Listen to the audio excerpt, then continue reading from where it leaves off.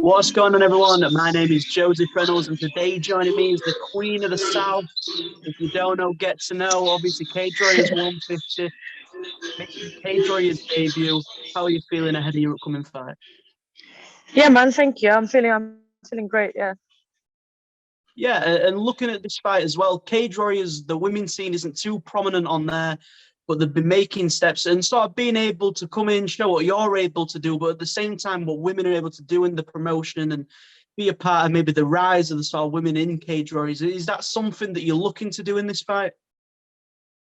Ah, yeah, definitely. So I said that before. I had an interview like a couple of months ago, a few months ago, and I was saying how like it's weird that cage warriors don't have women on the cards anymore because they obviously used to be like the breeding ground of all the like female pro fighters in the UK, and all of a sudden like when the lockdown came and all that, like we haven't really seen any women on the card, and then well, fast forward a few weeks later, I'm gonna be on the card myself. So I think it's good to see that there's more and more women fighting for them. They're getting more exposure in the UK.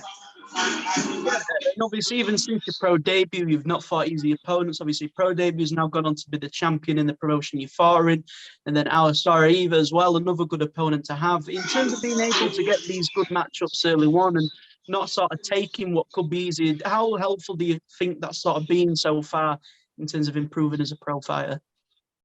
I mean, in my opinion, there's no point in fighting shit people, fighting people that don't bring any challenge. So I'm glad that every fight I've been offered so far brings sort of different types of challenges, but it's always challenging something in some sort of way, because that way I can improve faster, I can do better, and I've got very specific goals for each fight camp, so I can see my progress as well clearly.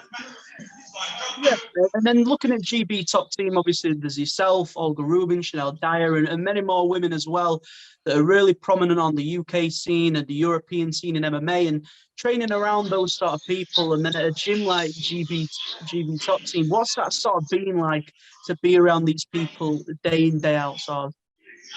Yeah, Joe, it's amazing. It's kind of like when you're surrounded by people that have similar goals and kind of head towards similar things. It's almost easier to put up with like the difficulties of being in camp and like training day in day out. It's just kind of uplifting you because you're all in the same boat. You're trained together, you spar together, you can't wait together. It's so much easier, and to have a big female team in the gym as well, it's something I'm still getting used to, but it's definitely a game changer and makes everything so much better. Yeah. And then as well, obviously, with your amateur career, even there, you're struggling to get opponents to accept the fight with yourself. And then at pro, it seems to be the same issue again. And in terms of the women's scene and maybe struggling to get fights now and again, do you feel as though that's been something that maybe has sort of limited what you're able to do? Or do you still feel as though the progression you've made has been comfortable for yourself? I mean, I'm progressing regardless of whether I'm getting fights or not. I've been in fight camp non-stop since like September.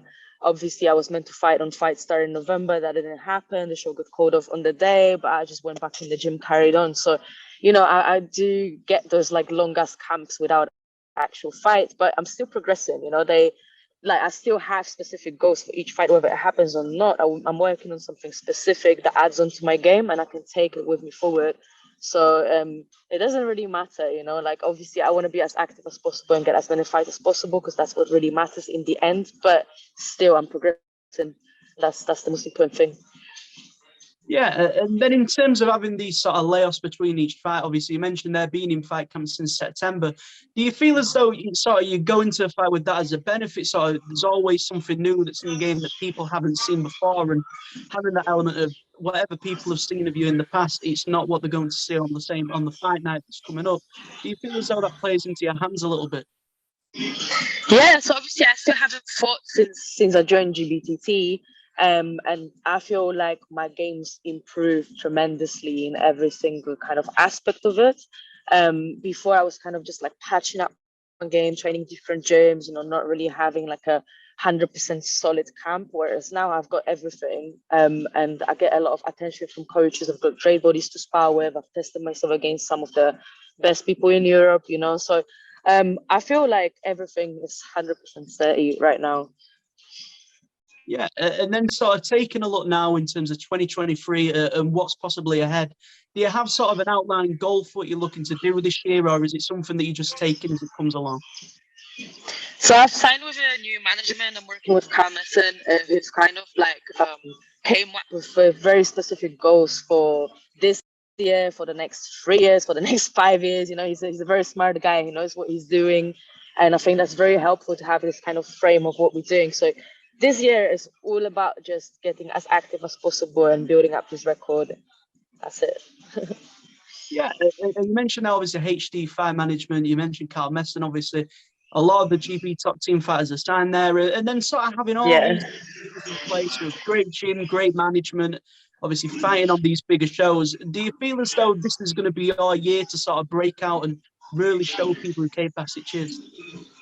Yeah, definitely. I mean, my last year was meant to be that, but obviously it didn't really happen for various reasons and various cancellations. But this year is the one, 100%. Like, there's no way around it. Like, I've worked way too hard for it not to happen. I've got everything in the right place as well. For the first time in my career, I've got everything in the right place, so it has to happen.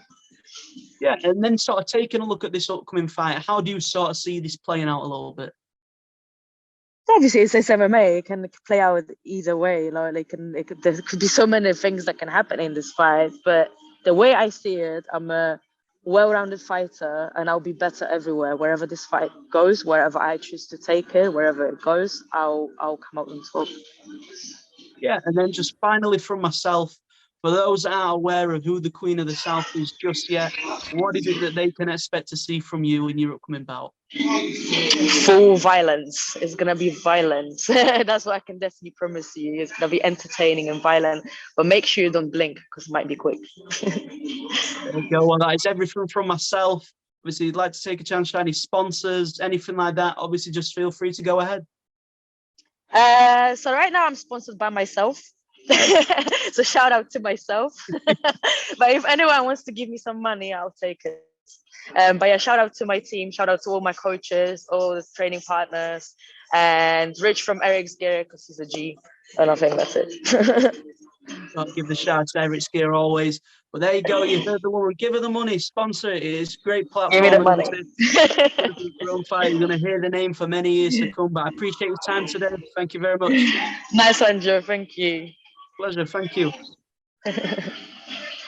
Make sure to subscribe to the LowKick MMA YouTube channel for all the latest news, event previews, and interviews with some of the biggest stars in MMA.